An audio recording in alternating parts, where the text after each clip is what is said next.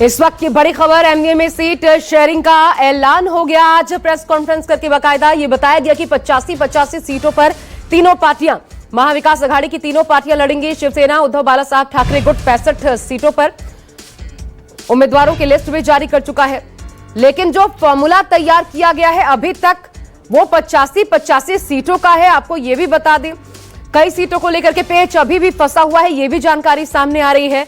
कुल मिलाकर के जो बताया गया 270 सीटें, कुल मिलाकर 288 सीटें, उनमें से 270 पर एक आम सहमति बन चुकी है। और जो बड़ी जानकारियां सामने आई है, वर्ली से आदित्य ठाकरे चुनाव लड़ेंगे, सीएम शिंदे के खिलाफ केदार को चुनावी मैदान में उतारा गया है। मैं विनोद जगदाले का रुख कर रही हूं, हमारे संवाददाता इस खबर पर ज्यादा जानकारी के साथ जुड़ रहे हैं। विनोद, ये बताया गया कि 85 सीटें, अब 288 में से अभी तक ये तय हुआ है और कहा गया 270 पर बात बन गई है, लेकिन अगर आप 85 को काउंट करें तो हो जाता है 255।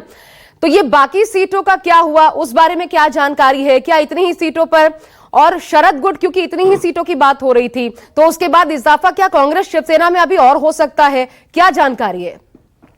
देखिए आशा, ये जो तीन नेता पीसी में सामने आए ना, जयंत पाटिल हो, नाना पटोले हो या फिर संजय राउत हो, नाना पटोले का चेहरा सब कुछ बयान ये कर रहा है। आप ये कह रहे हैं कि 85 सीटों का फॉर्मूला हुआ है, यानी 255 सीटें, तो 15 सीटें गई कहाँ? अगर 18 सीटें निर्दलीयों को छोड़ते हो, यानी छोटे दलों को, शेतकारी कामगार पक्ष हो या समाजवादी पार्टी हो, तो बाकी की सीटें गई कहाँ? सीटें ये है कि 15 सीटों को लेकर लगातार झगड़ा चल रहा है। इधर की सीटें हैं और मुंबई की 3 सीटें हैं। ऐसी 15 सीटों को लेकर यहाँ पर बातापच्ची अभी भी चल रही है। वोटर्स में या फिर पार्टी कार्यकर्ताओं में कुछ गलत मैसेज ना जाए, इसलिए शरद पवार ने यहाँ पर पीसी के लिए भेजा है और कहा कि आप का तुरंत घोषणा करो। तो 85 का फॉर्मूला सामने आया है।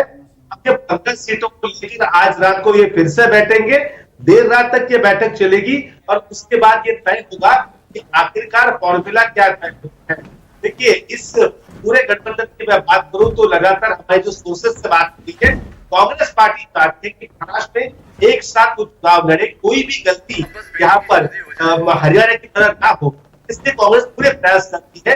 लेकिन शिवसेना यूपीटी कहना कहती है कि सबसे ज्यादा सीटें नहीं चाहिए।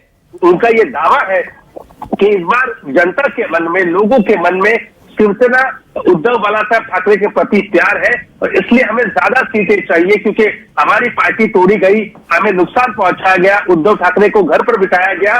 तो कहीं ना कहीं इसकी नाराजगी का बदला लेने के लिए यहाँ पर शिवसेना यूपीटी ज्यादा सीट चाहती है। लेकिन एक तथ्य तो इसमें कांग्रेस पार्टी के कहने में यह भी है कि जिन सीटों का दावा ये कर रही है ना शिवसेना, वहां पर उनकी ताकत ही नहीं है विदर्भ में, वहां पर कांग्रेस पार्टी की ताकत है। बिल्कुल विनोद, ये तो समझ आ रहा है कि जो पेंच फंसा था वो ऐसा वैसा नहीं, बड़ा आसान पेंच, ऐसा सुलझ जाए नहीं लगता। अभी देखिए कितनी लंबी चर्चा चलती है और कब तक कैसे सुलझाया जाता है, देखना होगा। बहुत शुक्रिया आपका हमारे साथ जुड़ने के लिए।